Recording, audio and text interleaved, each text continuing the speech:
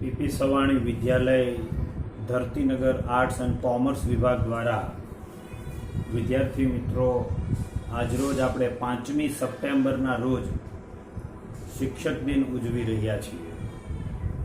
Doctor Sarvepalli રાધાકૃષ્ણનની યાદમાં આ શિક્ષક દિન ઉજવાઈ રહ્યો છે આપણા દેશની અંદર.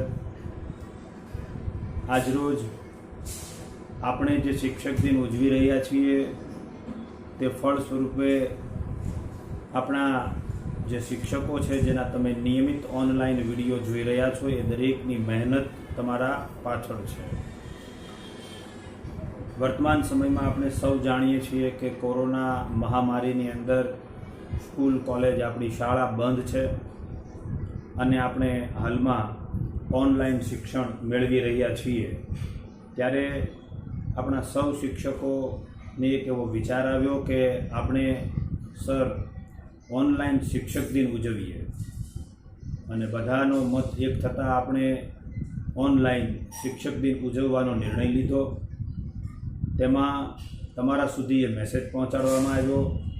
તમારામાંથી જ વિદ્યાર્થી ભાઈ બહેનો કે જે 12 કોમર્સમાં અભ્યાસ કરે છે તેઓને જે વિષયોની અંદર રસ હતો એ વિષયો પસંદ કર્યા, તેમાં ભણાવવાના ટૉપિક પસંદ કર્યા અને તેના આધારે તેઓએ તૈયારી કરી અને પોતાના વિડીયો લેક્ચર તૈયાર કર્યા શિક્ષક દિન માટે અને આપ સમક્ષ એ આજે રજૂ કરશે.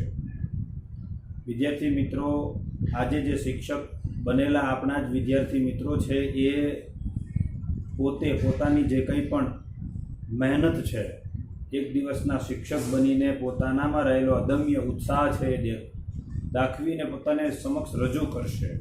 એ આપણી સમક્ષ જ્યારે રજૂ કરે છે ત્યારે આપણે એને બિરદાવવાના છે. આ ઉપરાંત આ તબક્કે હું આજરોજ જે આપણા વિદ્યાર્થી ભાઈ બહેનો શિક્ષક બન્યા છે એ દરેકને હું ખૂબ ખૂબ શુભકામનાઓ પાઠવું છું, શુભેચ્છા આપું છું કે ખરેખર આજના દિવસની આપણી આ ઓનલાઈન એક્ટિવિટી થઈ અને તેમાં તમે બધાએ સહર્ષ ભાગ લીધો અને મનગમતા વિષયો પસંદ કરી, મનગમતા ટૉપિક પસંદ કરી અને તમે આજના દિવસની અંદર શિક્ષક બન્યા અને આ શિક્ષક દિન ઉજવ્યું. આ ઉપરાંત બીજું એક મેસેજ એટલો જ આપવા માગીશ કે વર્તમાન સમયની પરિસ્થિતિ ખરેખર ખરાબ હોય. આપણા સર્વે ખૂબ જ કાળજી રાખવી રહી. કોરોના મહામારી વિશેની ઘણી બધી વાતો થઈ ચૂકી છે અને આપ સૌ જાણો જ છો. તેમ છતાં પણ આ તબક્કે શક્ય એટલી આપણે સાવધાની રાખીએ અને આપણે સ્વસ્થ અને સારા રહીએ એવી જ આપણે સૌ કાળજી રાખીશું. પ્રભુને પણ એ પ્રાર્થના કરીએ કે આપણા તમામ વિદ્યાર્થીઓ, તેમના પરિવારજનો, આપણા શિક્ષકો, શાળા પરિવારના તમામ સભ્યો બધા જ સ્વસ્થ રહે અને ખૂબ ઝડપથી સમગ્ર જગતની અંદરથી આ કોરોના વાયરસ નષ્ટ થાય તેવી આપણે આજરોજ પ્રભુને પ્રાર્થના કરી અને મા સરસ્વતીના ચરણોમાં વંદન કરીએ કે ઝડપથી સમગ્ર વિશ્વ અને આપણું શિક્ષણ જગત ફરી કાર્યરત થાય અને ફરી પાછી આપણી સ્કૂલો, કોલેજો, શાળાઓ ધમધમવા લાગે અને શિક્ષાનું ધામ, વિદ્યાનું ધામ ફરી પાછું રંગે ચંગે જે જ કાર્યક્રમોમાં, કામોમાં, શિક્ષણોમાં વ્યસ્ત હતું એ રીતે થઈ જાય.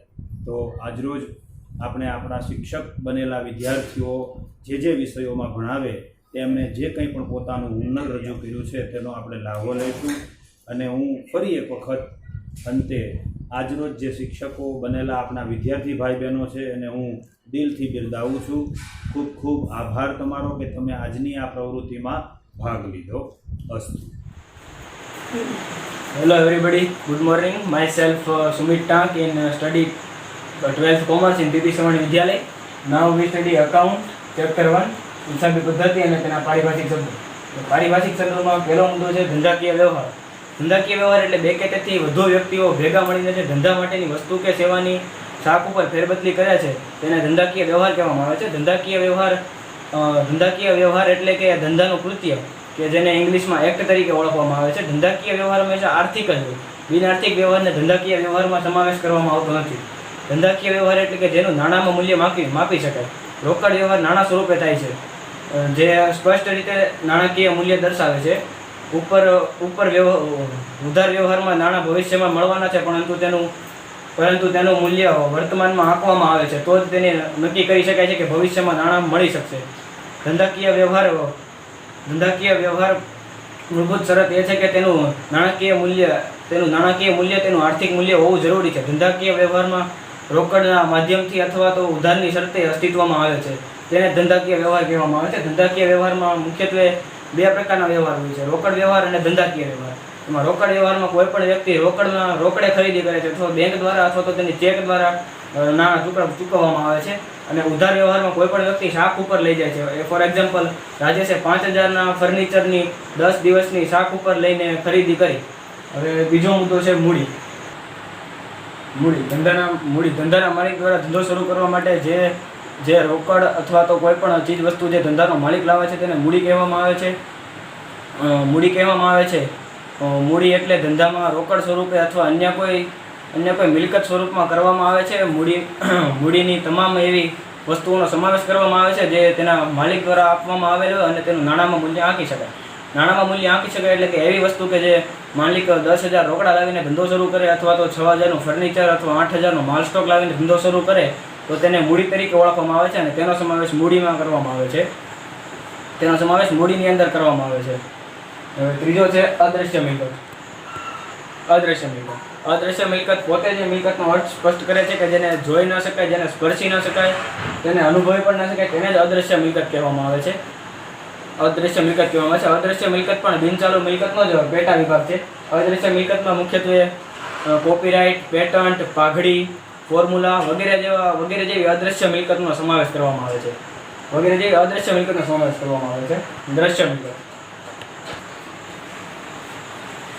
દ્રશ્ય મિલકત પણ અદ્રશ્ય મિલકતની જેમ જ તેના નામમાં જ તેનો અર્થ સમાયેલો છે. દ્રશ્ય મિલકત એટલે જે વાસ્તવિકમાં અસ્તિત્વ ધરાવે છે.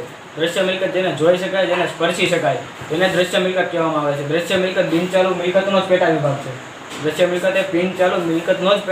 દ્રશ્ય મિલકતમાં જમીન, પ્લાન્ટ, યંત્રો, ફર્નિચર વગેરે જેવી ચીજ વસ્તુઓનો સમાવેશ કરવામાં આવે છે. હવે છે વાસ્તવિક મિલકત. એટલે જેનું વાસ્તવમાં મૂલ્ય હોય. આ મિલકતોની બજાર કિંમત એટલે ઉપજ મૂલ્ય હોય છે. જે મિલકતોના વેચાણથી નાણાંનું ઉપાર્જન થાય તેને જ વાસ્તવિક મિલકત તરીકે ઓળખવામાં આવે છે. વાસ્તવિક મિલકતના વેચાણ કરીને રોકડ પ્રાપ્ત કરી શકાય છે અને તે રોકડમાંથી આપણે કોઈ પણ ચીજ વસ્તુમાં રોકાણ કરી શકીએ છીએ. આ મિલકતોનું રોકડમાં રૂપાંતર કરી શકાય છે. આ મિલકતો દ્રશ્ય, અદ્રશ્ય અને ચાલુ મિલકતોનો સમાવેશ થાય છે. ચાલુ જવાબદારી. જે જવાબદારી ધંધાએ 1 વર્ષ માટે ચૂકવવાની હોય તેને ચાલુ જવાબદારી કહેવામાં આવે છે. ચાલુ જવાબદારી ટૂંકા ગાળાની જવાબદારી તરીકે પણ ઓળખવામાં આવે છે. રમણ પાસેથી ઉધાર ખરીદેલો માલ, ભાડું ચૂકવવાનું બાકી, ફર્નિચર વગેરેને ટૂંકા ગાળાની ખરીદી કહેવાય છે અને તેમાં ચાલુ જવાબદારીનો સમાવેશ થાય છે. નેક્સ્ટ છે બિનચાલુ જવાબદારી એ ધંધાએ પોતાને 1 કરતાં વધુ વર્ષ બાદ ચૂકવવાની હોય ત્યારે બિનચાલુ જવાબદારી તરીકે ઓળખવામાં આવે છે. આ બિનચાલુ જવાબદારી એ ઉધાર વ્યવહાર જેવું જ છે, પરંતુ તેમાં રોકડા નાણાંની વર્તમાનમાં જ નક્કી થઈ જાય છે કે તેને ક્યારે ભવિષ્યમાં ચૂકવવાના હોય. અને આ બિનચાલુ જવાબદારી એ 1 વર્ષ કરતાં વધુ સમય બાદ ચૂકવવામાં આવે છે. બિનચાલુ જવાબદારી લાંબા ગાળાની જવાબદારી તરીકે પણ ઓળખવામાં આવે છે. બિનચાલુ જવાબદારીમાં બેંક લોન, ડિબેન્ચર વગેરેનો સમાવેશ કરવામાં આવે છે. લેણદાર. જેમ વેપારી ઉધાર માલનું વેચાણ કરે છે તેમ ઉધાર માલની ખરીદી પણ કરે છે. જ્યારે વેપારી ઉધાર માલની ખરીદી કરે છે ત્યારે સામેનો વ્યક્તિ છે જે ઉધાર માલની વેચાણ કરે છે તે આપણી ધંધાનો લેણદાર બને છે. વેપારી પાસે જેટલા રૂપિયાની માલની ઉધાર ખરીદી કરેલી હોય એટલી રકમ માટે સામેનો વ્યક્તિ લેણદાર બને છે. લેણદારને ચાલુ જવાબદારી તરીકે પણ ઓળખવામાં આવે છે. ફોર એક્ઝામ્પલ, લેણદારને ચાલુ જવાબદારી તરીકે પણ ઓળખવામાં આવે છે. જ્યારે કોઈ પણ ધંધાનો માલિક છે એ સામેના વ્યક્તિ પાસેથી માલની ખરીદી કરે છે, ઉધાર માલની ખરીદી કરે છે, ત્યારે સામેનો વ્યક્તિ એ ધંધા માટે લેણદાર બને છે અને આપણે તેની માટે દેવાદાર તરીકે બનીએ છીએ. અને હવે છે 9મો મુદ્દો, દેવાદાર. વેપારી દ્વારા પોતાના ગ્રાહકને ઉધાર એટલે કે શાખ ઉપર માલનું વેચાણ કરવામાં આવે ત્યારે ગ્રાહકને દેવાદાર તરીકે ઓળખવામાં આવે છે. ગ્રાહકને જેટલા રૂપિયામાં માલનું ઉધાર વેચાણ કરેલું હોય તેટલી રકમનો તે ધંધાનો દેવાદાર બને છે અને દેવાદારને ચાલુ મિલકત તરીકે પણ ઓળખવામાં આવે છે. જ્યારે આપણે કોઈને ઉધાર વેચાણ કરીએ છીએ ત્યારે આપણે કોઈને ઉધાર વેચાણ કરીએ છીએ ત્યારે તે આપણો દેવાદાર બને છે. એટલે આપણે તેની પાસેથી નાણાં લેવાના હોય છે અને તે શાખ ઉપર વેચાણ કરવામાં આવે ત્યારે જ. અને હવે નેક્સ્ટ મુદ્દો છે લેણી હુંડી. લેણી હુંડી એક લેખિત દસ્તાવેજ છે જેમાં બે પક્ષકાર હોય છે, હુંડી લેનાર અને હુંડી સ્વીકારનાર.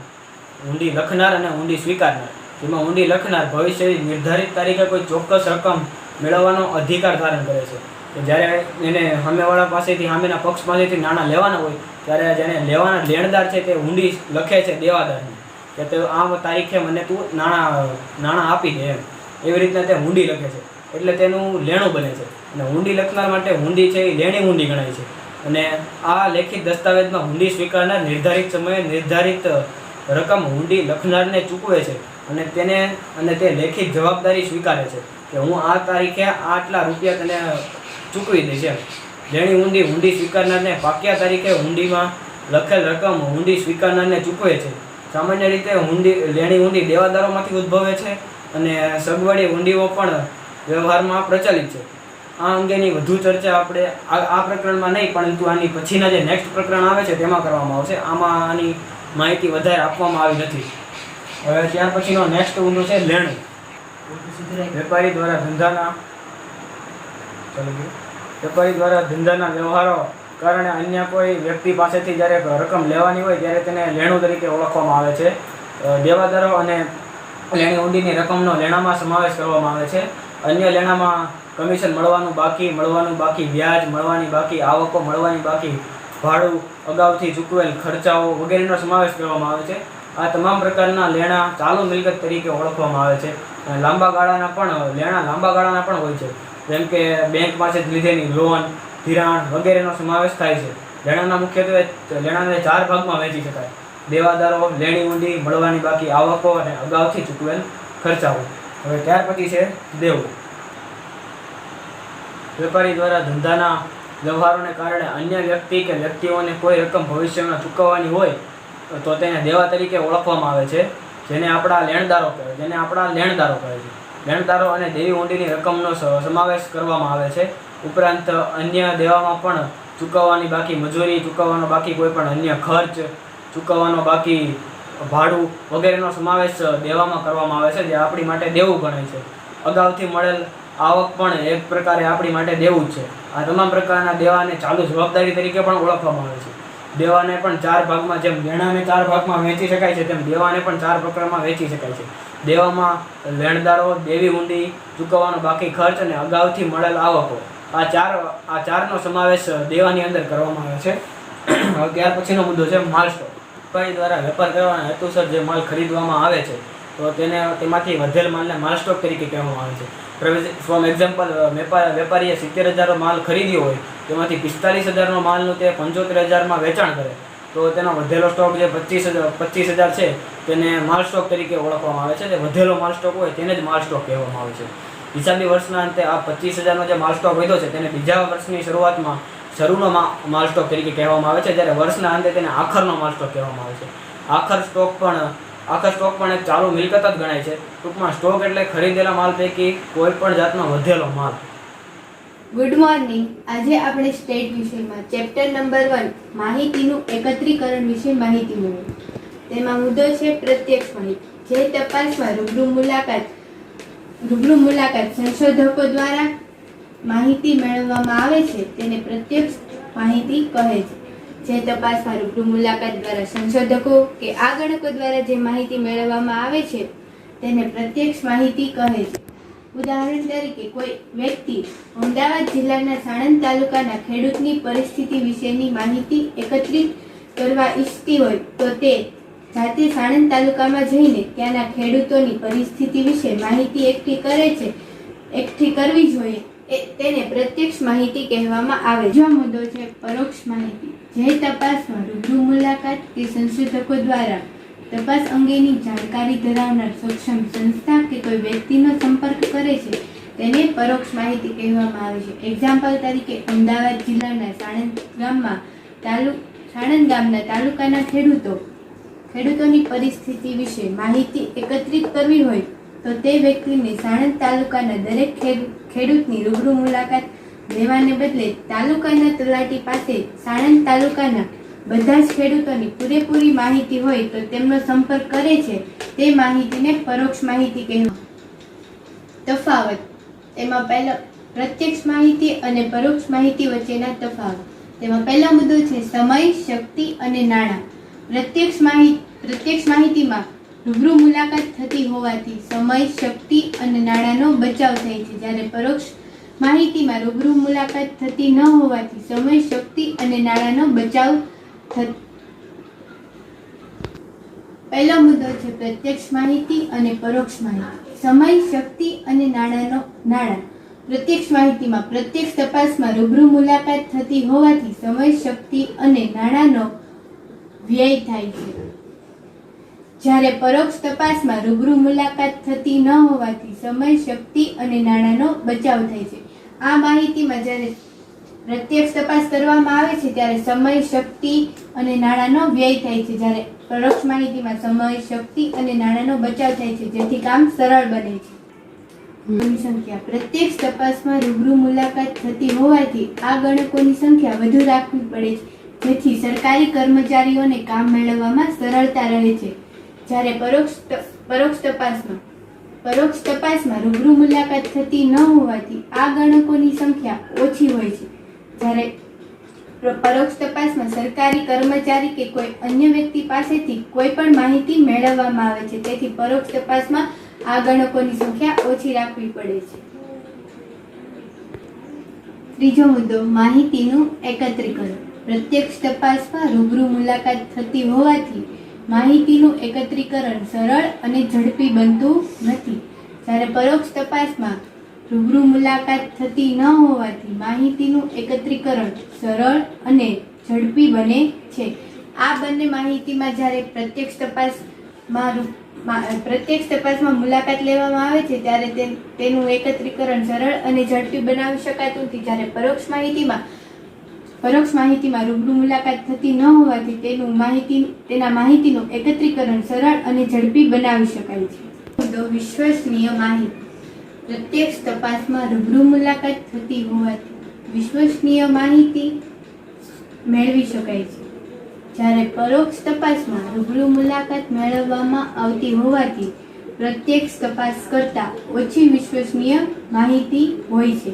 જ્યારે પ્રત્યક્ષ તપાસમાં વિશ્વસનીય માહિતી મેળવવી હોય તો તેને સરળતાથી મેળવી શકાય છે, જ્યારે પરોક્ષ તપાસમાં પ્રત્યક્ષ તપાસ કરતાં ઓછી વિશ્વસનીય માહિતી મેળવી શકાય છે.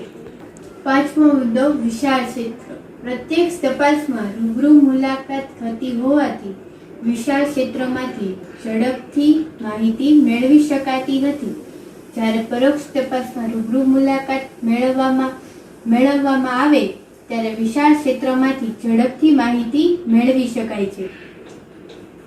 આ બંને મુદ્દામાં એટલો જ ફરક છે કે જ્યારે પ્રત્યક્ષ તપાસ હોય છે ત્યારે ઝડપથી માહિતી એકત્રિત કરી શકાતી નથી, જ્યારે પરોક્ષ તપાસમાં ઝડપથી માહિતી એકત્રિત કરી શકાય છે. પ્રત્યક્ષ માહિતી અને પરોક્ષ માહિતીમાં છેલ્લો મુદ્દો છે ખુલાસો. પ્રત્યક્ષ તપાસમાં રૂબરૂ મુલાકાત થતી હોવાથી માહિતી આપનારના મનમાં કોઈ શંકા, કુશંકા કે ગેરસમજ ઉદ્ભવે તો તેનો તાત્કાલિક ખુલાસો લાવી શકાય છે, જ્યારે પરોક્ષ તપાસમાં રૂબરૂ મુલાકાત થતી ન હોવાથી માહિતી આપનારના મનમાં કોઈ શંકા, કુશંકા કે ગેરસમજ ઉદ્ભવે તો તેનો તાત્કાલિક ખુલાસો લાવી શકાતો નથી, જ્યારે પ્રત્યક્ષ માહિતીમાં કોઈ માહિતી આપનાર વ્યક્તિના મનમાં શંકા કે કુશંકા અને ગેરસમજ ઉદ્ભવે છે ત્યારે તેનો તાત્કાલિક ખુલાસો રૂબરૂ મુલાકાત દ્વારા લાવી શકાય છે, જ્યારે પરોક્ષ માહિતીમાં કોઈ વ્યક્તિના મનમાં શંકા, કુશંકા કે ગેરસમજ ઉદ્ભવે તો તેનો તાત્કાલિક ખુલાસો રૂબરૂ મુલાકાત વગર લાવી શકાતો નથી. આંકડાશાસ્ત્રનો ઉદ્ભવ. આંકડાશાસ્ત્રના ક્ષેત્રે ભારતનું પ્રદાન મૌર્ય સામ્રાજ્ય ઈસવીસન પૂર્વે 321 થી 296 ના સમયથી મહત્વનું રહ્યું છે તેવી નોંધ મળી છે.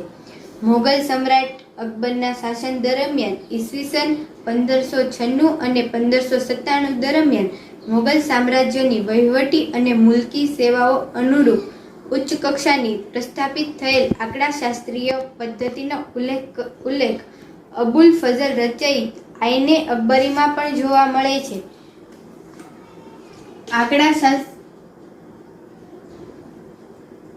આંકડાશાસ્ત્રીય પદ્ધતિનો ઉલ્લેખ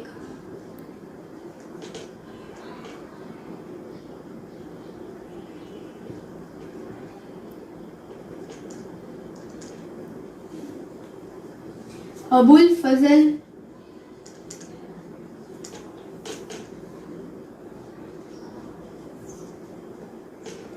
રચિત આઈને અકબરી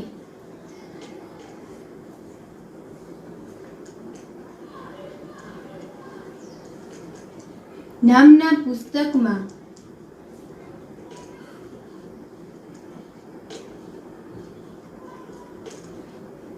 પણ જોવા મળે છે. જ્યારે આંકડાશાસ્ત્રનો ઉદ્ભવ થયો ત્યારે આંકડાશાસ્ત્રીય પદ્ધતિનો ઉલ્લેખ અબુલ ફઝલ રચિત આઈને અકબરી નામના પુસ્તકમાં પણ જોવા મળે છે. આ ક્વેશ્ચન એક માર્ક્સ માટે મોસ્ટ આઈએમપી છે.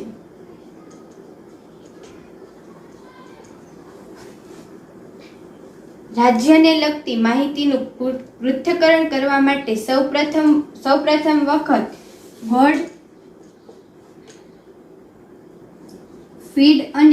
ફીડ એકોન વોલે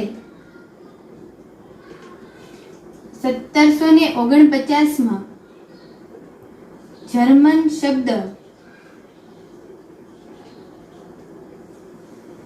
સ્ટેટિસ્ટિક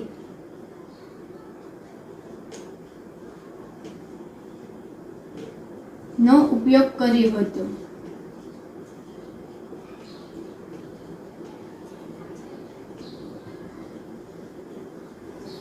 જ્યારે રાજ્યને લગતી માહિતીનું પૃથ્થકરણ કરવામાં આવ્યું હતું ત્યારે સૌપ્રથમ વખત ગોડફ્રીડ એકેનવોલ 1749 જર્મન શબ્દ સ્ટેટિસ્ટિકનો ઉપયોગ કર્યો હતો. આ પ્રશ્ન પણ એક માર્ક્સમાં આવી શકે. ઈસવીસન 1750 પહેલા આંકડાશાસ્ત્રમાં પ્રદાન મુખ્યત્વે સ્પષ્ટ સંભાવનાયુક્ત કલ્પનાઓનો ઉપયોગ સિવાયના માહિતીના પૃથ્થકરણના દાખલાઓ પર આધારિત હતું. જ્યારે 18મી સદી સુધી આંકડાશાસ્ત્ર શબ્દનો ઉપયોગ રાજ્યો દ્વારા માહિતીને પદ્ધતિસર એકત્રિત કરવા માટે થયો હતો. આંકડાશાસ્ત્રનો ઉલ્લેખ સાયકોપીડિયા બ્રિટાનિકમાં ઈસવીસન 1797 થયો હતો.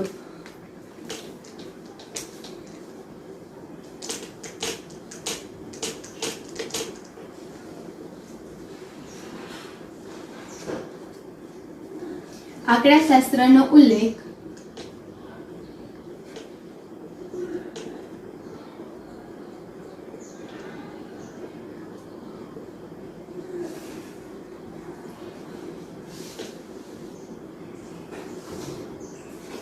એનસાઇક્લોપીડિયામાં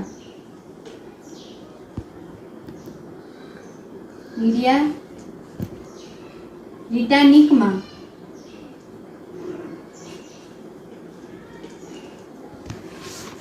ઈસવીસન 1797 કરવામાં આવ્યો હતો. આ પ્રશ્ન પણ એક માર્ક્સમાં આવી શકે. જ્યારે સંભવશાસ્ત્રના પ્રારંભિક પરિણામો 17મી અને 18મી સદીઓમાં શોધાયા હતા, જેના બે મહારથીઓ લાપ્લાસ અને ગોસ હતા. 17મી અને 18મી સદીમાં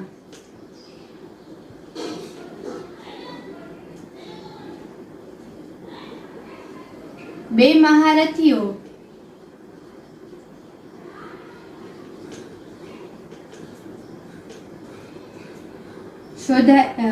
મહારથીઓ લાપ્લાસ અને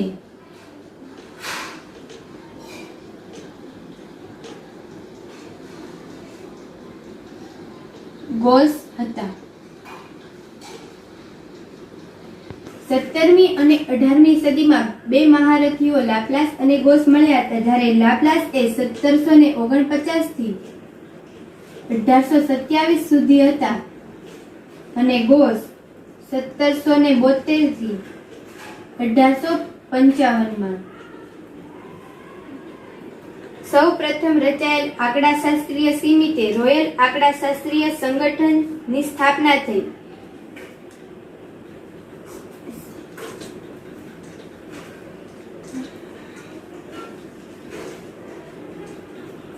સૌપ્રથમ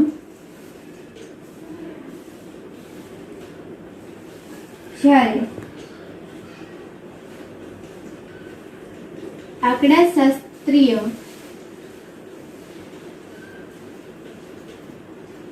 સમિતિ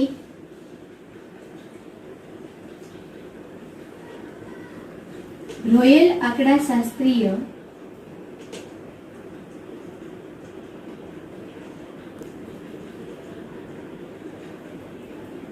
સંગઠનની સ્થાપના કરવામાં આવી હતી.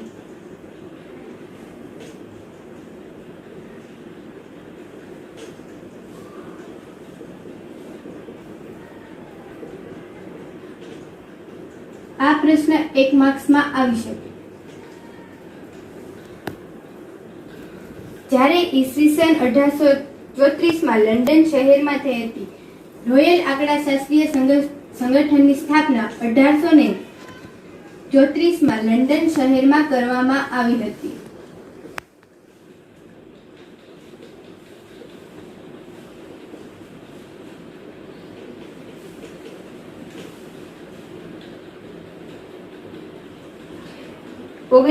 ઓગણીસમી સદીના અંતમાં અને 20મી સદીની શરૂઆતમાં આંકડાશાસ્ત્રના આધુનિક પાસાઓની રચના થઈ હતી. ગેલ્ટન અને કાર્લ પિયર્સન ગણિતીય આંકડાશાસ્ત્રનો ઉપયોગ વિજ્ઞાન, ઉદ્યોગ અને રાજકારણમાં કર્યો હતો. ગાણિતિક આંકડાશાસ્ત્રના રચયિતા કાર્લ પિયર્સન હતા. ગણિતિક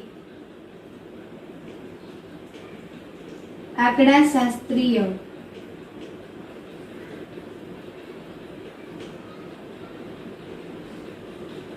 રચયિતા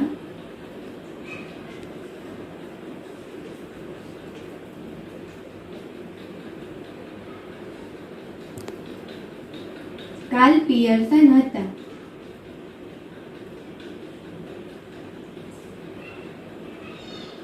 આ પ્રશ્ન પણ 1 માર્ક્સમાં આવી શકે.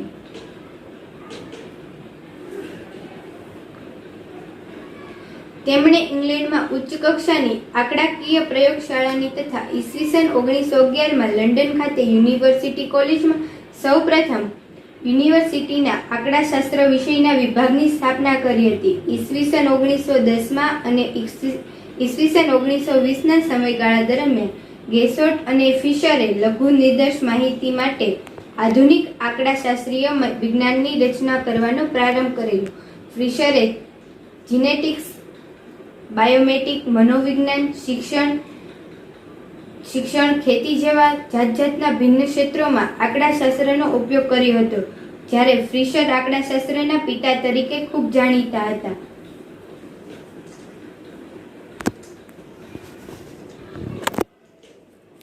ફિશર એ આંકડાશાસ્ત્રના પિતા તરીકે જાણીતા હતા.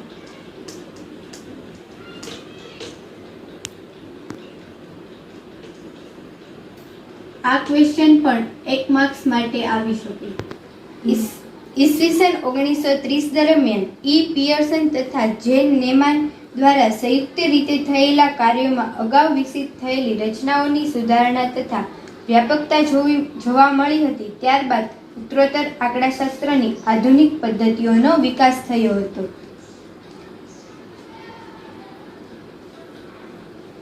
મેં તમને જેટલા ક્વેશ્ચન 1 માર્ક્સ માટે કીધા તે તમારી પરીક્ષામાં આવી શકે તેવી સંભાવના છે. ગુડ મોર્નિંગ વિદ્યાર્થી મિત્રો. આજે હું તમને શિક્ષક દિવસના દિવસે અર્થશાસ્ત્રમાં ચેપ્ટર નંબર 2 ભણાવવાનો છું. જે ઉત્પાદનના મુખ્યત્વે 4 સાધનો છે: જમીન, મૂડી, શ્રમ અને નિયોજન. આપણે ઉત્પાદનના સાધનો ભણતા પહેલાં આપણે સૌપ્રથમ ઉત્પાદનની વ્યાખ્યા ભણીએ. ઉત્પાદન એટલે ઉપયોગિતાના સર્જન કરવાની ઉત્પાદનની સર્જન કરવાની પ્રક્રિયા એટલે ઉત્પાદન. ઉદાહરણ તરીકે ઉત્પાદનના સાધનોમાં લાકડાની ખુરશીને ટેબલના સ્વરૂપમાં બદલવાથી તેના ઉપયોગિતાના ગુણમાં કેટલો વધારો થાય છે તે આપણે જાણી શકીએ છીએ. સમય બદલાવાથી, સ્વરૂપ બદલાવાથી અને પ્રકાર બદલાવાથી ઉપયોગિતાના ગુણમાં અને દૃષ્ટિગુણમાં કેટલો વધારો થાય છે તે આપણે જાણી શકીએ છીએ. ઉત્પાદનના સાધનો એટલે ઉપયોગિતાનું સર્જન કરવાની પ્રક્રિયામાં જે સાધનો આપણને ઉપયોગી થાય છે તેને આપણે ઉત્પાદનના સાધનો તરીકે ઓળખીએ છીએ. ઉત્પાદનના મુખ્યત્વે 4 સાધનો છે: જમીન, મૂડી, શ્રમ અને નિયોજન. પ્રોફેસર માર્શલના મતે મુખ્યત્વે 2 સાધનો છે: કુદરત અને માણસો. આપણે ઉત્પાદનના સાધનોમાંથી સૌપ્રથમ આપણે જમીન વિશે ભણીએ. જમીન એટલે તમામ પ્રકારની કુદરતી સંપત્તિ. આપણે જે આપણને કુદરત તરફથી જે કંઈ પણ ચીજ વસ્તુ મળેલી છે, જેમ કે પહાડ, પર્વત, નદી, ઝરણા, પશુ પક્ષીઓ, વનસ્પતિ, આપણે તેનો યોગ્ય ઉપયોગ કરીને યોગ્ય રીતે તેને વેડફવા જોઈએ નહીં. તેનો યોગ્ય ઉપયોગ કરવો જોઈએ. જમીન એટલે તમામ પ્રકારની કુદરતી સંપત્તિ. જમીનના લક્ષણો. જમીન એ કુદરત તરફથી જમીનના લક્ષણો. જમીન એ કુદરત તરફથી મળેલી બક્ષિસ છે. એટલે કે જમીન એ કુદરત તરફથી આપણને જે ભેટ મળેલી છે તેને આપણે યોગ્ય રીતે ઉપયોગ કરવો જોઈએ. જમીનનો કુલ પુરવઠો સ્થિર છે. એટલે કે જમીનમાં આપણે શક્ય તેટલો વધારો કરી શકતા નથી. આપણે ઈચ્છીએ તેટલે જમીનમાં વધારવું હોય તો આપણે તે વધારી શકતા નથી. જમીન એ 3/14 ભાગમાં વહેંચાયેલું છે. એટલે કે 3% ભાગ એ પાણીનો છે ને 1 ભાગ જમીનનો છે. જમીનની ફળદ્રુપતા અલગ અલગ છે. જેમ જમીનના પ્રકાર અલગ અલગ હોય છે, જેમ કાળી જમીનની ફળદ્રુપતા અલગ હોય છે, રાતી જમીનની ફળદ્રુપતા અલગ હોય છે, પડખાઉ જમીનની ફળદ્રુપતા અલગ હોય છે, તેવી રીતે દરેક જમીનની ફળદ્રુપતા અલગ અલગ હોય છે. જમીન દ્વારા મળતા વેતનને ભાડું તરીકે ઓળખવામાં આવે છે. જમીન આપણે વેચીએ તેમાં જે આપણને વેતન મળે છે તેને ભાડું તરીકે ઓળખીએ છીએ. ફરીથી, જમીન એટલે તમામ પ્રકારની કુદરતી સંપત્તિ. લક્ષણો. જમીન એ કુદરત તરફથી મળેલી આપણને બક્ષિસ છે. જમીનનો કુલ પુરવઠો સ્થિર છે. જમીન એ અગતિશીલ સાધન છે. એટલે કે જમીનને આપણે એક જગ્યાએથી બીજી જગ્યાએ લઈ જઈ શકાતું નથી. એટલે જ જમીન એ અગતિશીલ સાધન છે. જમીનની ફળદ્રુપતા દરેક જમીનની ફળદ્રુપતા અલગ અલગ હોય છે. જમીન દ્વારા મળતા વેતનને આપણે ભાડું તરીકે ઓળખીએ છીએ. ફરીથી આપણે એક વખત બધું રિવાઇઝ કરીએ. ઉત્પાદન એટલે ઉપયોગિતાનું સર્જન કરવાની પ્રક્રિયા એટલે ઉત્પાદન. ટેબલને આપણે ખુરશીમાં સ્વરૂપમાં બદલવાથી તેમાં ઉપયોગિતાના ગુણમાં કેટલો વધારો થાય છે તે આપણે જાણી શકીએ છીએ. સમય બદલાવાથી, સ્વરૂપ બદલાવાથી અને પ્રકાર બદલાવાથી દૃષ્ટિગુણમાં કેટલો વધારો થાય છે તે આપણે જાણી શકીએ છીએ. ઉપયોગિતાનું સર્જન કરવામાં જે સાધનો આપણને કામે લાગે છે તેને આપણે ઉત્પાદનના સાધનો તરીકે ઓળખીએ છીએ. ઉત્પાદનના મુખ્યત્વે 4 સાધનો છે: જમીન, મૂડી, શ્રમ અને નિયોજન. પરંતુ પ્રોફેસર માર્શલના મતે ઉત્પાદનના 2 સાધનો છે: માણસો અને કુદરત. પહેલું ઉત્પાદનનું સાધન જમીન એટલે તમામ પ્રકારની કુદરતી સંપત્તિ. જમીનના લક્ષણો. જમીન એ કુદરત તરફથી મળેલી બક્ષિસ છે. જમીન દ્વારા મળતા વેતનને ભાડું કહીએ છીએ. જમીન એ અગતિશીલ સાધન છે. જમીનની ફળદ્રુપતા અલગ અલગ હોય છે. જમીનનો કુલ પુરવઠો સ્થિર છે. એટલે કે આપણે એમાં શક્ય તેટલો વધારો કરી શકતા નથી. હવે ઉત્પાદનનું બીજું સાધન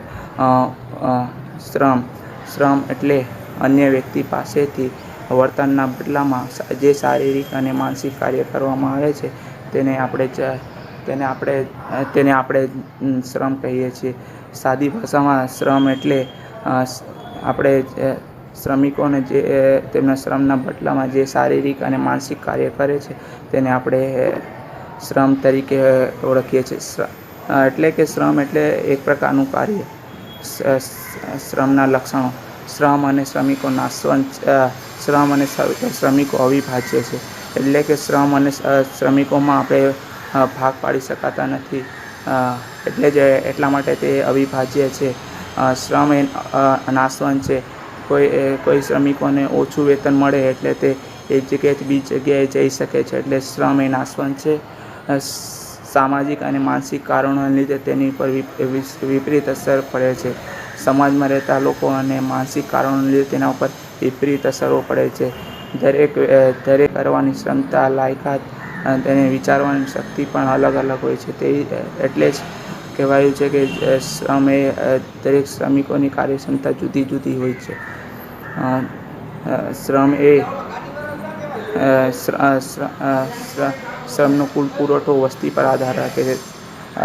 આપણા કુલ વસ્તી કેટલી છે અને તેમાં કેટલા શ્રમિકો કાર્ય કરે છે તેની પર શ્રમ આધાર રાખે છે.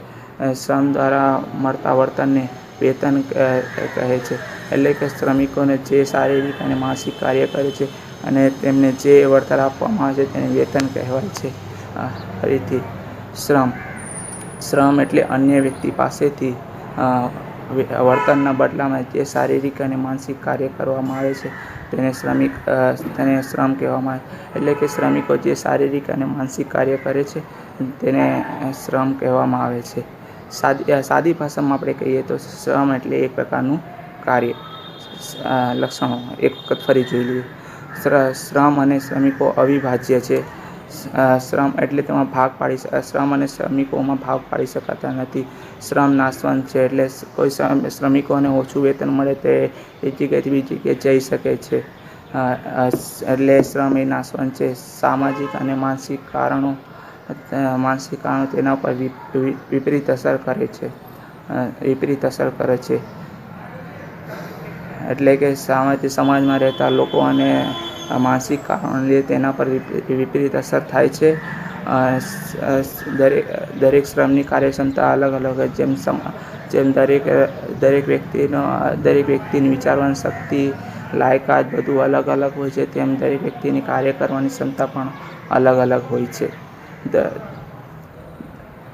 દરેક શ્રમનો કુલ પુરવઠો વસ્તી પર આધાર રાખે છે. કુલ વસ્તીમાં રહેતા લોકો દરેક શ્રમનો કુલ પુરવઠો વસ્તી પર આધાર રાખે છે. કુલ વસ્તીમાં રહેતા શ્રમિકોને કાર્ય પર શ્રમ આધાર રાખે છે. શ્રમ દ્વારા મળતા વેતનને આપણે ભાડું તરીકે મળતા વર્તનને આપણે વેતન તરીકે ઓળખીએ છીએ. જમીન અને શ્રમ ફરીથી એક વખત જોઈ લઈએ.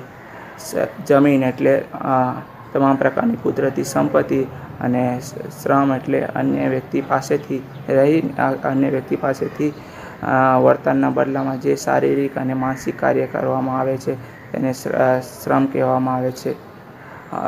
ત્રીજું લક્ષણ છે નિયોજન એટલે ઉત્પાદનમાં સંયોજન કરનાર વ્યક્તિ એટલે નિયોજન. ઉત્પાદન થાય છે એનો જે દેખરેખ કરે છે તેને આપણે નિયોજન તરીકે ઓળખવામાં આવે છે. નિયોજન એ દરેક વ્યક્તિ પર દેખરેખ રાખે છે. અસ્તુ. ચેપ્ટર નંબર 4 માહિતી સંચાર, ઈ-કોમર્સ અને આઉટસોર્સિંગ. માહિતી સંચાર એટલે કે આપણે આપણા મગજના વિચારો સામેવાળા વ્યક્તિને કેવી રીતે આપણા વિચારો સામેવાળા વ્યક્તિમાં કેવી રીતે ઉતારવા એટલે કે માહિતી સંચારની પ્રક્રિયા કહેવાય. ઈ-કોમર્સ એટલે કે ઇલેક્ટ્રોનિક કોમર્સ એટલે કે આપણે અત્યારે ઓનલાઈન શોપિંગ કરીએ છીએ, લે-વેચ કરીએ છીએ ઓનલાઈન એટલે કે ઈ-કોમર્સ કહેવાય. અને આઉટસોર્સિંગ એટલે કે આપણે આપણા કંપનીના કાર્યો બહારની વ્યક્તિ પાસેથી કરાવવામાં આવે તેની પ્રક્રિયા એટલે કે આઉટસોર્સિંગ. માહિતી સંચાર, ઈ કોમર્સ અને આઉટસોર્સિંગ આ ત્રણેય વસ્તુઓ આપણે આપણો ધંધો વ્યવસ્થિત રીતે ચલાવવા માટે ખૂબ જ જરૂરી છે. આપણે અત્યારે માહિતી સંચાર શીખીએ તો માહિતી સંચાર એટલે કે માહિતી સંચાર કોમ્યુનિકેશન એ લેટિન શબ્દ પરથી ઉતરી આવ્યો છે. માહિતી સંચાર શાબ્દિક હોઈ શકે, અશાબ્દિક પણ હોઈ શકે, લેખિત હોઈ શકે કે મૌખિક પણ હોઈ શકે. શાબ્દિક એટલે કે આપણે આપણા વિચારો, અભિપ્રાયો આપણે મૌખિક કે લખાણ દ્વારા બીજા વ્યક્તિને મોકલીએ એટલે કે શાબ્દિક માહિતી સંચાર કહેવાય. હવે અશાબ્દિક કહીએ તો પહેલાંના જમાનામાં આદિમાનવ એની પાસે શબ્દો નહોતા, તે શબ્દોથી વાતચીત નહોતા કરતા, પરંતુ તે સંજ્ઞાઓથી કે ઈશારાથી વાતચીત કરતા હતા. તે અશાબ્દિક કહેવાય. આપણે ગાયન છે, ચિત્રો છે, નૃત્ય છે, વાદન છે, એ બધા પણ અશાબ્દિક માહિતી સંચારના ઉદાહરણો કહી શકે. હવે માહિતી સંચારની વ્યાખ્યા: વિચારો, અભિપ્રાયો કે માહિતીનું વક્તવ્ય, લખાણ કે સંજ્ઞાઓ દ્વારા સંદેશાની આપલે થોડી એટલે કે માહિતી સંચાર. આપણે લખાણ દ્વારા આપણે ટેક્સ્ટબુકમાં જોઈએ તો લખાણ દ્વારા લખેલું છે. હું તમને હાથથી જે સમજાવું છું એટલે સંજ્ઞા કહેવાય. આપણે સંજ્ઞા, લખાણ વગેરે દ્વારા પણ માહિતી સંચાર કરી શકીએ છીએ. માહિતી સંચારની બીજી વ્યાખ્યા: માહિતી સંચાર એટલે કે લોકો વચ્ચે થતી એવી પ્રક્રિયા કે જેમાં મોકલનારના જ્ઞાન, વિચારો, ખ્યાલો, સમજણ, લાગણીઓ, સંવેદનાઓ, વલણો વગેરેનું યોગ્ય સંકેતો દ્વારા યોગ્ય માધ્યમથી થતું એવું પ્રસારણ છે કે જેમાં માહિતી મેળવનારને પ્રભાવિત કરે છે, તેમના વર્તનમાં પરિવર્તન થાય છે, તે બંને વચ્ચે સંબંધો સ્થપાય છે અને સંબંધો જળવાય છે. ધારો કે હું મારા વિચારો, અભિપ્રાયો, મારા મગજમાં જે વસ્તુ છે એ તમને હું કહું, તમે સાંભળો, તમારા જીવનમાં પરિવર્તન આવે. આ આપણી બંને વચ્ચે માહિતી સંચારની પ્રક્રિયા થઈ કહેવાય. તમે સાંભળો, તમારા જીવનમાં બદલાવ આવે એટલે આપણા બંને વચ્ચે સંબંધ સ્થપાયો અને આપણે સંબંધ જાળવે એટલે કે માહિતી સંચારની પ્રક્રિયા થઈ કહેવાય. આપણે ત્રીજી વ્યાખ્યા જોઈએ તો માહિતી સંચાર એટલે કે આપણા વિચારો બીજાના મગજમાં દાખલ કરવાની પ્રક્રિયા. આપણે જે વિચારીએ છીએ તે આપણે સામેવાળાના મગજમાં કેવી રીતે ઉતારવું એટલે કે માહિતી સંચાર. પણ માહિતી સંચારમાં માહિતી એટલે કે શું? એની માટે આપણે એક એક્ઝામ્પલ જોઈએ. આપણે ટીવી ખરીદવું છે, આપણે ખબર છે કે આપણે આ જ કંપનીનું ટીવી ખરીદવું છે, છતાં પણ આપણે 5 દુકાને જઈને આપણે અલગ અલગ પૂછીએ કે આ કંપનીનું ટીવી કેટલાનું આવશે, આ કંપનીનું ટીવી કેટલાનું આવશે. આપણે આ 5 જગ્યાએ ગયા એટલે કે આપણે ડેટા એકઠો કર્યો કહેવાય. હવે તેમાંથી કઈ દુકાનમાં સૌથી ઓછું કિંમતનું છે અને કઈ દુકાનમાં સૌથી વધુ કિંમતનું છે એટલે કે આપણે નિપજ મેળવીએ કહેવાય. આમ આધાર સામગ્રી એટલે કે ડેટા પર પ્રક્રિયા કર્યા બાદ મળતી નિપજ એટલે કે માહિતી સંચારની પ્રક્રિયા કરવા માટે આપણને એમ થાય કે આપણે માહિતી સંચારની પ્રક્રિયા તો ગમે તે રીતે કરી શકીએ, પરંતુ એવું નથી. એમના માટે અમુક તબક્કાવાર જરૂરી છે, અમુક સોપાનો છે. આપણે માહિતી સંચારની પ્રક્રિયાના સોપાનો જોઈએ તો માહિતી સંચારની પ્રક્રિયાનું પહેલું સોપાન છે સંદેશાનું ઘડતર, બીજું સોપાન છે માધ્યમની પસંદગી, ત્રીજું છે સંદેશો મોકલવો, ચોથું છે સંદેશો સ્વીકારવો, પાંચમું સંદેશાનું અર્થઘટન અને છઠ્ઠું સંદેશાનું પ્રત્યુત્તર. હવે સંદેશાનું ઘડતર એટલે શું કે માહિતીના આદાન પ્રદાનની પ્રક્રિયામાં સંદેશાની રચના કરવામાં આવે છે. સંદેશો લેખિત હોઈ શકે, મૌખિક હોઈ શકે, શાબ્દિક કે અશાબ્દિક પણ હોઈ શકે છે. હવે માધ્યમની પસંદગી તો સંદેશાની રચના કર્યા પછી સંદેશો મોકલવો તો આપણે જાતે જઈને મોકલવો કે અન્ય કોઈ માધ્યમથી આપણે મોકલવો, એને માધ્યમની પસંદગી કરવામાં આવે છે. ત્રીજું છે સંદેશો મોકલવો. હવે સંદેશાની રચના થઈ ગઈ, માધ્યમની પસંદગી થઈ ગઈ, પરંતુ આપણે જો સંદેશો મોકલીએ જ નહીં તો માહિતી સંચારની પ્રક્રિયા શક્ય જ નથી. એટલે માટે આપણે સંદેશો પણ મોકલવો જોઈએ. સંદેશો સ્વીકારવો, આપણે સંદેશો બની ગયો, આપણે સંદેશો મોકલાઈ ગયો, પણ જો તેની પાસે સંદેશો જ ન પહોંચ્યો હોય તો આપણે સામેવાળા આપણને પ્રત્યુત્તર કેવી રીતે આપવાનું, એટલે તેની પાસે સંદેશો પહોંચવો પણ ખૂબ જ જરૂરી છે. આથી આ સંદેશાનો સ્વીકાર કરવો, સંદેશાનું અર્થઘટન એટલે કે આપણે સંદેશો એટલી સરળ ભાષામાં અને સમજી શકાય એવા શબ્દોમાં લખવો કે સામેવાળાને જો આપણો સંદેશો મળે તો તેમનો તે સચોટ અને સાચો પ્રત્યુત્તર આપી શકે અને તેમની સરળતાથી તેનું અર્થઘટન પણ કરી શકે. આથી સંદેશાનું અર્થઘટન. અને છેલ્લો અંતિમ છે સંદેશાનું પ્રત્યુત્તર. સંદેશો જો તેને સમજાઈ ગયો હોય તો તે સાચો અને સરળ ભાષામાં આપણને પ્રત્યુત્તર આપી શકે, પરંતુ જો તેમને સંદેશો સમજાણો જ ન હોય તો આપણને પ્રત્યુત્તર મળી જ ન શકે. એટલા માટે આપણે સરળ અને સાદગી રીતે આપણે આપણો સવાલ પૂછવો જોઈએ. આપણે આના માટે એક એક્ઝામ્પલ જોઈએ કે બોમ્બેથી રાત્રે 8 વાગ્યા પછી અમદાવાદ જવા માટેની બસ કેટલા વાગે મળશે તેવી આપણે પ્રશ્નની રચના કરીએ, એટલે કે સંદેશાનું ઘડતર કર્યું. હવે આપણે માધ્યમની પસંદગી હતી એટલે આપણને એમ થયું કે આપણે ટેલિફોન દ્વારા આપણે તેમને પૂછીએ કે રાતે 8 કલાક પછી અમદાવાદ જવાની બસ કેટલા વાગે મળશે, એટલે આપણે કોલ દ્વારા એને પૂછ્યું. એટલે માધ્યમની પસંદગી આપણે કોલ દ્વારા કરી. હવે સંદેશો મોકલવો, આપણે કોલ કર્યો, આપણે એને પૂછ્યું કે મુંબઈથી રાતે 8 કલાક પછી અમદાવાદ જવા માટે બસ ક્યારે મળશે તેવું આપણે પૂછ્યું, એટલે કે સંદેશો મોકલ્યો. હવે તે સામેવાળા વ્યક્તિએ એવો સંદેશો સ્વીકાર્યો. ટેલિફોન આપણી ફોન દ્વારા એમને એમ કહ્યું કે મુંબઈથી રાત્રે 8 કલાકે અમદાવાદ જવાની બસ ક્યારે મળશે તેવો સંદેશો તેમને મળે છે, પરંતુ આપણે એમ કહ્યું કે 8 વાગ્યા પછી અમદાવાદ જવાની ટ્રેન ક્યારે મળશે, પરંતુ તેમના મગજમાં એમ સ્વીકારાયું કે 8 વાગ્યા પછી અમદાવાદ જવાની ટ્રેન મળશે કે નહીં. એટલે તે સંદેશાનો અર્થઘટન વ્યવસ્થિત કરી શક્યા નહીં. આથી તેમનો પ્રત્યુત્તર એમ આવ્યો કે હા, 8 વાગ્યા પછી તમને મુંબઈથી અમદાવાદ જવાની બસ જરૂર મળશે. આપણે પૂછવાના હતા એમ કે 8 વાગ્યા પછી મુંબઈથી અમદાવાદ જવાની બસ ક્યારે મળશે, પરંતુ જવાબ એમ આવ્યો કે 8 વાગ્યા પછી મુંબઈથી અમદાવાદ જવાની ટ્રેન મળશે. આપણે પૂછવાના હતા શું અને જવાબ આવ્યો શું, બસ આ જ તે. આપણે એમ પૂછ્યું હોત કે 8 વાગ્યા પછી મુંબઈથી અમદાવાદ જવાની ટ્રેન કેટલા સમયે મળશે અમારે જોવું છે, તો આપણને કદાચ સાચો, સરળ અને સ્પષ્ટ જવાબ મળ્યો હોત. પરંતુ આપણે સવાલની ભાષા એ લોકોને એટલી અટપટી અને અવ્યવસ્થિત લાગી કે તે તેમનો પ્રત્યુત્તર આપવા યોગ્ય ન બન્યા. અને આપણે જે સવાલ જોતો હતો, આપણે જે સવાલ આપ્યો તેનો જવાબ જોતો હતો તે આપણને મળી શક્યો નહીં.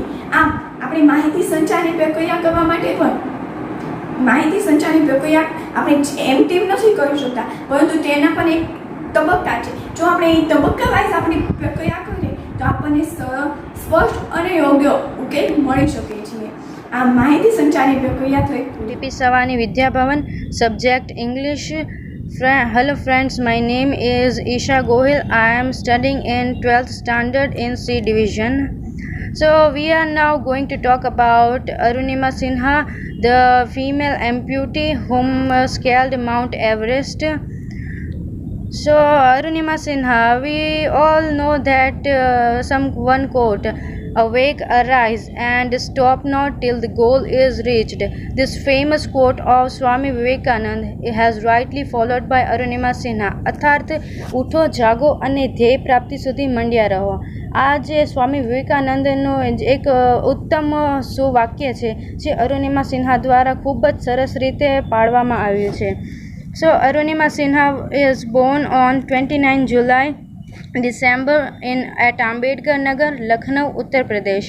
She is an Indian mountain climber and sportswoman. She is the first female amputee to climb Mount Everest. So this is a book which is written by Arunima Sinha, Born Again on the Mountain and વિશ્વાસનો Everest. આ book છે તે આ English બુકનું Gujarati version છે. So we will talk about her journey. So while Arunima Sinha was traveling on a train, some thugs tried to snatch her chain. She was alert and bold. She started fighting with them. No passenger from her compartment helped her. As she was a girl, she was thrown out of the running train. અર્થાત જ્યારે અરુણિમા સિન્હા પોતાની train મારફતે સફર કરી રહી હતી, તે paramilitary ફોર્સમાં જોડાવા માટે CISFમાં ઇન્ટરવ્યૂ આપવા જતી હતી, પણ જ્યારે તે ટ્રેનમાં જતી હતી ત્યારે કેટલાક બદમાશો દ્વારા તેને પરેશાન કરવામાં આવી. તેની જે ગોલ્ડની ચેન હતી તેને ઝડપવાનો પ્રયત્ન કરવામાં આવ્યો. અરુણિમા તેમની સાથે લડી, પરંતુ તેઓએ તેમને ટ્રેનની બહાર ફેંકી દીધી. She resisted well for some time. She could not fight more. She was thrown out of the running train. She flew right into another coming train on another track and rebounded to her train. It continued for a few seconds. At last, her left leg was cut off. Artificial leg was fitted to her at AIIMS, Delhi All India Institute of Medical Sciences. The Union government paid for the cost of her treatment. Even the common people carried out candle march and prayed for her quick recovery. So when she was on the bed of hospital, she, instead of being disappointed, she decided to climb Mount Everest. When she was asked to scale Mount Everest, she was surprised. She talked to herself and prepared herself for the expedition. Her goal was to create a record as the first female amputee to scale the Mount Everest. It was her great dream. She got used to her artificial leg. When she was after 1 year, she was met Bachendri Pal. When she contacted Bachendri Pal, the first Indian woman to climb Mount Everest in 2011, Bachendri Pal said to her, "You climbed and achieved Mount Everest, my child. Now just the date is remaining to the world to know." અર્થાત જ્યારે બચેન્દ્રી પાલને અરુણિમા મળી હતી ત્યારે બચેન્દ્રી પાલે તેને કહ્યું હતું કે તે તારા મનમાં તો એવરેસ્ટ સર કરી લીધું છે, હવે માત્ર દુનિયાને બતાવવા માટે જ તારે એવરેસ્ટને સર કરવાનું છે. Arunima got a training at Uttarkashi. She proved herself by climbing 21,798 feet high Chamsar Kangri mountain in Ladakh. After 2 years of her sad incident when she started climbing and the fact of her artificial leg was exposed, she got more popularity. Bachendri Pal was talked to the officials for sponsoring. અર્થાત બચેન્દ્રી પાલે તેના જે mount એવરેસ્ટનું સ્વપ્ન સાકાર કરવા માટે તેને sponsorship કરી આપી હતી. Her final expedition became even harder as she slipped and fell once. તે જ્યારે માઉન્ટ એવરેસ્ટ ઉપર ચડી હતી ત્યારે ઘણીવાર અથડી હતી, પડી હતી, રડી હતી, તેને ખૂબ ઘા વાગ્યા હતા, તેમ છતાં તે આગળ વધી. Her guide Sherpa insisted her to leave climbing, but her drag continued. At 10:25 a.m. on 21st May 2013, she reached the peak of Mount Everest. Her dream came true. She had lost her leg but not her spirit. તમે જોયું કે અરુણિમા ખૂબ જ રડી, તે ઘણીવાર પડી, તેને ખૂબ વાગ્યું, તેમ છતાં તે એક અપંગ હોવા છતાં તે માઉન્ટ એવરેસ્ટ જેટલા મોટા શિખરને પાર કરી શકી, 8,848 ફીટ જેટલી ઉપર તે ચડી શકી. તો આપણે શું કામ કંઈ નથી કરી શકતા? જો અગર કારણ કે માણસ શરીરથી અપંગ નથી બનતો, ભલે તેના હાથ કપાયેલા હોય કે પગ. માણસ ત્યારે અપંગ બને છે જ્યારે તે પોતાની મનની શક્તિને હારીને ખોઈ બેસે છે. આ એક ફોટો છે જ્યારે અરુણિમા પોતાના પર્વતના શિખર ઉપર હતી. જ્યારે અરુણિમા એ માઉન્ટ એવરેસ્ટના પર્વત શિખર ઉપર ચડી હતી ત્યારે તેનામાં કઈ લાગણી હતી, તે લોકોને શું સંદેશ આપવા ઈચ્છતી હતી, તે શું સંદેશ આપી રહી હતી, તે આપણે તેના જ શબ્દોમાં જાણીએ. ना जाऊं तो ये वीडियो के जरिए मैं एक मैसेज दे दूं कि अगर मैं ऐसी हालात में मैं एवरेस्ट क्लाइंब कर सकती हूँ तो आप क्यों नहीं. आज मेरी लाइफ का सबसे बड़ा सपना पूरा हुआ और मैं टॉप ऑफ द वर्ल्ड पे हूँ और सबको ये मोटिवेशन देना चाहती हूँ कि हर आदमी अगर अपने लक्ष्य को बनाए तो वो कभी नहीं हार माने और वो अपने टॉप को, अपने लक्ष्य को जरूर पाएगा. मैंने अपने reached the peak of Mount Everest. Her dream came true. She had lost her leg but not her spirit. તમે જોયું કે અરુણિમા ખૂબ જ રડી, તે ઘણીવાર પડી, તેને ખૂબ વાગ્યું, તેમ છતાં તે એક અપંગ હોવા છતાં તે માઉન્ટ એવરેસ્ટ જેટલા મોટા શિખરને પાર કરી શકે, 8,848 ફીટ જેટલી ઉપર તે ચડી શકે. તો આપણે શું કાંઈ નથી કરી શકતા? કારણ કે માણસ શરીરથી અપંગ નથી બનતો, ભલે તેના હાથ કપાયેલા હોય કે પગ. માણસ ત્યારે અપંગ બને છે જ્યારે તે પોતાની મનની શક્તિને હારીને ખોઈ બેસે છે. આ એક ફોટો છે જ્યારે અરુણિમા પોતાના પર્વતના શિખર ઉપર હતી. જ્યારે અરુણિમા એ માઉન્ટ એવરેસ્ટના પર્વત શિખર ઉપર ચડી હતી ત્યારે તેનામાં કઈ લાગણી હતી, તે લોકોને શું સંદેશ આપવા ઈચ્છતી હતી, તે શું સંદેશ આપી રહી હતી, તે આપણે તેના જ શબ્દોમાં જાણીએ. ना जाऊं तो ये वीडियो के जरिए मैं एक मैसेज दे दूं कि अगर मैं ऐसी हालात में मैं एवरेस्ट क्लाइम कर सकती हूँ तो आप क्यों नहीं. आज मेरे लाइफ का सबसे बड़ा सपना पूरा हुआ और मैं टॉप ऑफ द वर्ल्ड पे हूँ और सबको ये मोटिवेशन देना चाहती हूँ कि हर आदमी अगर अपने लक्ष्य को बनाए तो वो कभी नहीं हार माने और वो अपने टॉप को, अपने लक्ष्य को जरूर पाएगा. मैंने अपने પીપી સવાણી સ્કૂલ ધરતીનગર તેમાં આજે ઓનલાઈન ટીચર્સ ડેનું આયોજન કરવામાં આવ્યું છે. હું સા ગુનગુન દર્પણભાઈ, હું ધોરણ 12 અને આજે હું ધોરણ 11માં ધોરણમાં ગુજરાતી વિષય, તેમાં મારો ટોપિક છે પાઠ 8 બુરાઈના દ્વાર પરથી. તેના લેખકનું નામ છે ઝવેરચંદ મેઘાણી અને તેનો સાહિત્ય પ્રકાર છે નવલિકા અથવા તો ટૂંકી વાર્તા. ઝવેરચંદ મેઘાણીનો જન્મ તારીખ 28/8/1896 અને તેમનું મૃત્યુ તારીખ 9/3/1947. હવે આપણે કવિ પરિચય કરીશું.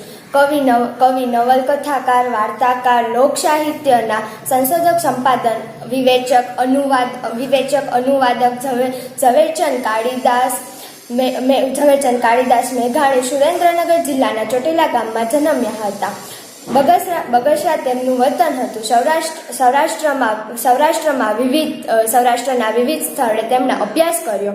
1916માં અંગ્રેજી સંસ્કૃત વિષયો સાથે જૂનાગઢની બહાઉદ્દીન કોલેજમાંથી સ્નાતક થયા. ભાવનગરની સનાતન ધર્મ હાઈસ્કૂલમાં ખંડ સમયના શિક્ષક તરીકે તેમણે નોકરી કરી. કલકત્તામાં એલ્યુમિનિયમ કારખાનામાં મેનેજર થયા.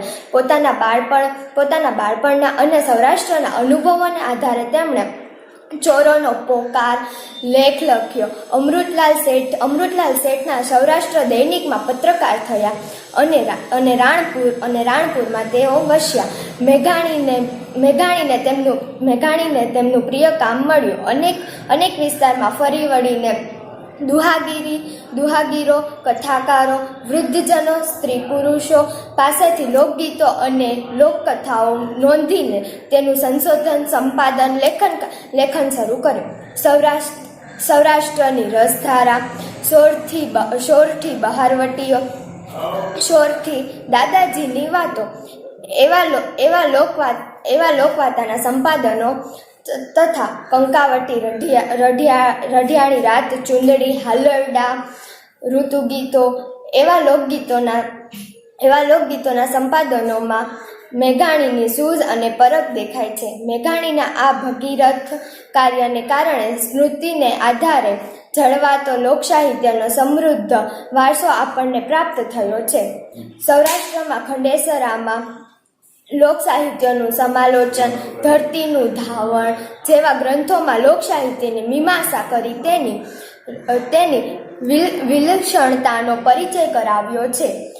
ગાંધીયુગ અને સ્વતંત્રતા સંગ્રામને ઝીલતા યુગવંદના, સિંધુડો જેવા કાર્ય સંગ્રહો તેમણે આપ્યા છે. રાષ્ટ્રપ્રેમ, દીન દુઃખી પ્રત્યે હમદર્દી વ્યક્ત કરતા ગીતો, કાવ્ય તેમણે આપ્યા છે. બુરાઈના દ્વાર પરથી નવલિકામાં ઝવેરચંદ મેઘાણીએ જમન અને જમકુ સુમેળભર્યું સ્નેહાળ દાંપત્ય જીવન તો આલેખ્યું જ છે. સાથે સાથે મહેનત મજૂરી કરનાર માણસો પરસેવો પાડે તો પણ તેમના જીવનમાં દારૂણ, ગરીબી અને શોષણ લખાયેલા જ છે. છે તેવો સૂર આલેખી આપ્યો છે. સામે પક્ષે લેખક અમીર માણસોના મન સંકુચિત અને શોષણખોર, સ્વાર્થી અને સંવેદનહીન મનોદશાને અહીં સરસ અભિવ્યક્તિ આપે છે. હવે આપણે પાઠની ચર્ચા કરીશું.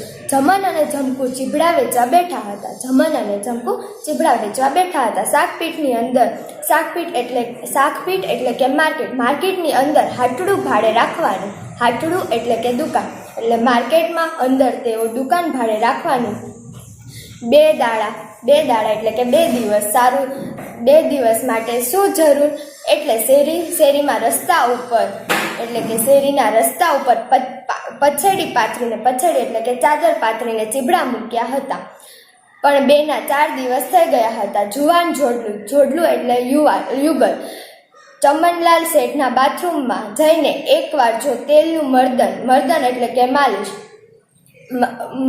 મૈસૂર સુખડના સાબુથી, મૈસૂર એટલે કે મસૂર અને સુખડ એટલે કે ચંદનના સાબુથી અંઘોળ એટલે કે સ્નાન કર અને ટુવાલે શરીર લૂછે તો મજૂર અને વાણિયા વચ્ચેનો રૂપભેદ એટલે મતભેદ કોણ પારખી શકે? પારખી એટલે ઓળખવું. એવા એ જમન અને જમકુના લાવણ્યવંતા એટલે સુંદરતા, ઘાટીલા અને લાલ ચટકી ઉપરતા શરીરો હતા. સંસાર જો તપોવન હોય અને પરસેવો ટપકાવીને પેટ ગુજારો કરવો એ જ સાચો યજ્ઞ છે. તો ગરીબીના હવન એટલે કે યજ્ઞ, ગરીબીના હવનના ધુમાડા સા ઉડતા હતા અને બેવના મોં ઉપર આનંદનો ઉજાસ હતો. એટલે કે બેયના મોઢા ઉપર આનંદનો ઉજાસ મલકાતો હતો. હવે 2 ફાટ મતીરા એટલે કે ચીભડા. હવે 2 થેલા ભરીને ચીભડા રહ્યા છે. ઝટ નીકળી જાય તો ભાગ્યું. હા, હવે રોટલા પણ 1 ટંકના જ બાકી રહ્યા છે. 1 ટંક એટલે કે એક જ સમયના બાકી રહ્યા છે. 2 દીના ઘડી લાવી હતી. 2 દીના ઘડી એટલે 2 દિવસના લાવ્યા હતા. તેને સાથે 4 દિવસ ગદરી ગયા. તેના બદલે 4 દિવસ નીકળી ગયા. માતાજીએ સે પૂરી ખરું, માતાજી આપણી લાજ રાખી. પણ હવે રોટલા કાક સુકાણા હો, પણ હવે રોટલા તો સુકાઈ ગયા હશે. ભેડું કાંક શાક અથાણું ન મળે ખરું ને, એટલે પાણીને ઘૂંટડે એની સાથે કંઈક શાક અથાણું ન મળે એટલે આપણે પાણીના ઘૂંટડે રોટલા ખાશું. અરે તમે જુઓ તો ખરા હોશિયાર થઈને આટલા ચીભડા કાઢી નાખો ને, એટલે સાંજે અમરપરા ભેડા થઈ જઈએ.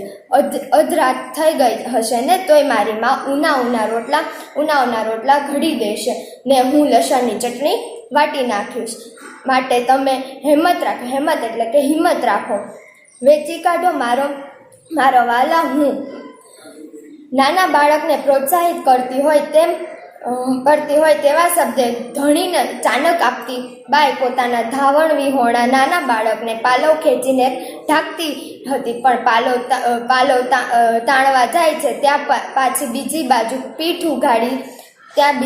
તેનો પીઠ ઉગાડી થઈ જતી હતી. છોકરો છાતીમાં માથું માર કરતો હતો પણ ગ્રાહક આવતું જ ન હતું. અરે આવે શું નહીં, તમે મોઢામાંથી કાંઈક બોલો તો હમણાં આવે. મોરલીને માથે નાગ આવે એમ આવે.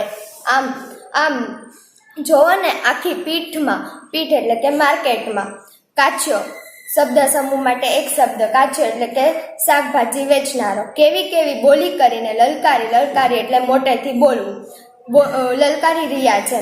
તમે તો ભૂંડા જીભ જ હલાવતા નથી. મને એવું વેણ કાઢતા ને સમય રાગે નાખતા આવડે નહીં. નો આવડે શું?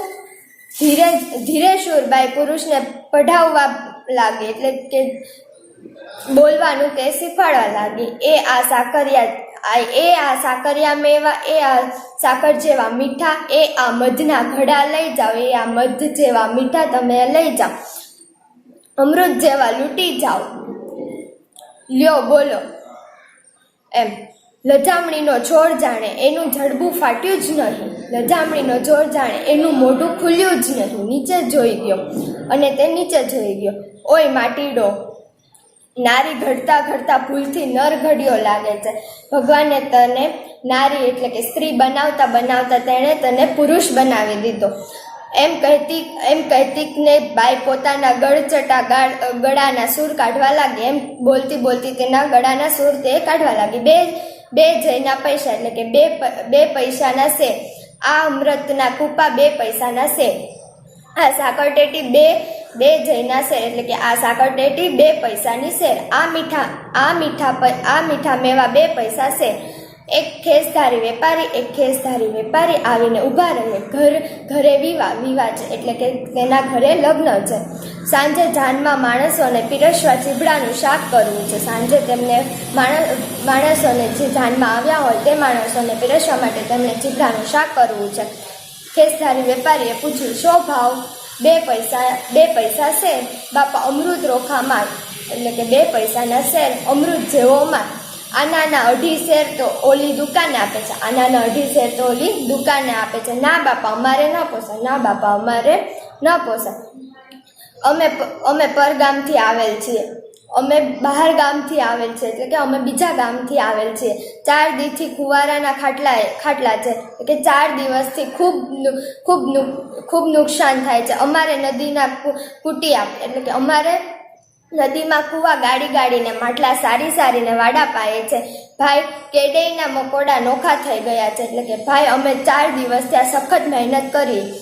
ઈ ઠીક, મહેનત વગર કાંઈ થોડો રોટલો મળે કે? ઈ ઠીક, મહેનત કરશું તો જ આપણને રોટલો મળશે. રૂના સાટા રમનાર વેપારીએ ઝમકુને ભોઠી પાડી એટલે કે રૂના સાટા વેચનાર વેપારીએ ઝમકુને નીચું દેખાડ્યું. લે, એક વાત કર એટલે હું આખી ફાટ લઈ લઉં.